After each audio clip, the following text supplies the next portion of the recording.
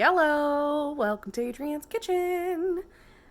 Greetings from the past, yet again. I know it's Tuesday when you're seeing this. Or after.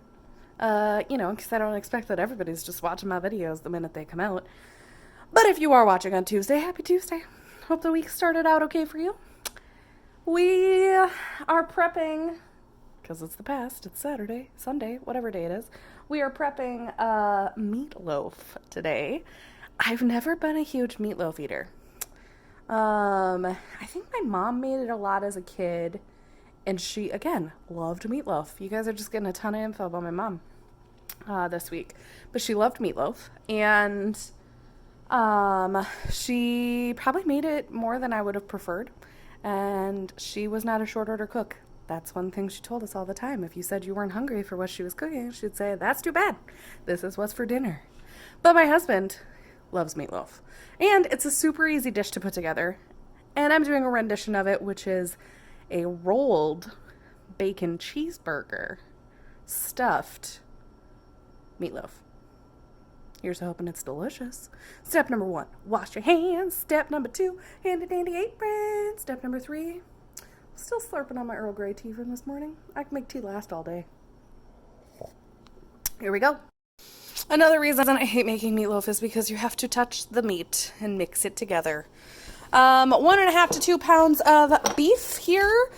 These are from packages that I had thawed or had purchased earlier in life and separated out to pounds.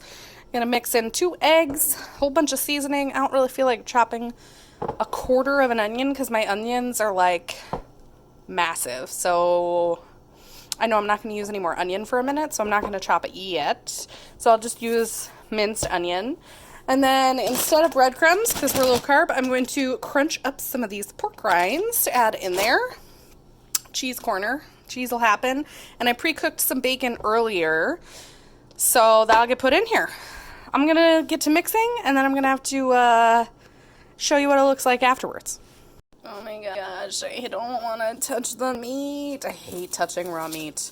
I put gloves on. I'm crunching up my pork rind over the top here. I think I'm going to do one more. In this bowl is everything, and then I'm going to squish it all together and be really disgusted. Maybe this doesn't weird you out, so sorry if I did add some weirdness for you. Maybe you never thought about it before. I just think, like, I don't like it. That's just where I'm at, but I do it. I do it for the good of the food. All right, we mashed it.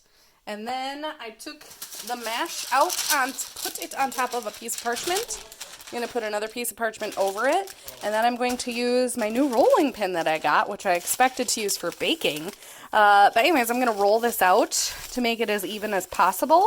And we're aiming to get this to be about 1/2 inch thick, basically. And then we'll take it from there. This is like the world's largest burger patty. It's also, I'm pretty sure, the size of our grill. So I'm just having a good time enjoying the visual of this entire patty just being plopped right onto the grill. It would take forever to cook, and it would burn on the outside. It would just never be delicious. But it's flat now. And now we are going to put in the middle, some slices of this Colby Jack and a couple slices of the bacon I made earlier. And then we are going to roll it using the parchment paper into a log, basically. We're gonna see if we can successfully roll this on the first effort. Not sure we're gonna be so successful. There's another reason I'm wearing gloves. You know, I hate no, stay in place. First time for everything. Let's see me rolling. So the recipe that I will link for you guys to look at, it is very long. It's one of those like bloggy ones where they have 1,000,001 recommendations. And it talks a lot about a smoker. They apparently put it on the grill to smoke it.